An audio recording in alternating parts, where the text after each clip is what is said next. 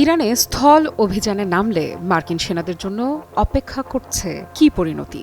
মধ্যপ্রাচ্যের উত্তপ্ত ভূ রাজনীতিতে এই প্রশ্নটাই এখন সবচেয়ে আলোচিত। আর সেই প্রশ্নের উত্তর যেন আগেই দিয়ে দিল তেহরান কঠোর হুমকিতে ভরা ভাষায়। ইরানের খাতাম আল আনবিয়া সেন্ট্রাল কমান্ডের মুখপাত্র ইব্রাহিম জুলফাগারি সরাসরি সতর্ক করে বলেছেন, ইরানের মাটিতে পা রাখার চেষ্টা করলেই মার্কিন সেনাদের উপসাগরের হাঙরের খাবারে পরিণত হতে হবে। এমন ভাষা শুধু হুঁশিয়ারি নয়, বরং এটি এক ধরনের যুদ্ধ বার্তা, যা ইঙ্গিত দিচ্ছে সংঘাতের মাত্রা কতটা ভয়াবহ হতে পারে।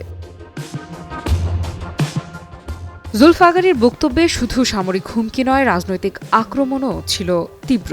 তিনি যুক্তরাষ্ট্রের প্রেসিডেন্ট ডোনাল্ড ট্রাম্পকে অস্থির ও মিথ্যাবাদী নেতা আখ্যা দিয়ে দাবি করেন ট্রাম্প নিজের স্বার্থে মার্কিন সেনাদের বিপদের মুখে ঠেলে দিচ্ছেন। তার ভাষায়, এই যুদ্ধ কোনো কৌশলগত প্রয়োজন নয়, বরং নেতানিয়াহুর প্রভাবেই তৈরি হচ্ছে এক বিপজ্জনক পরিস্থিতি।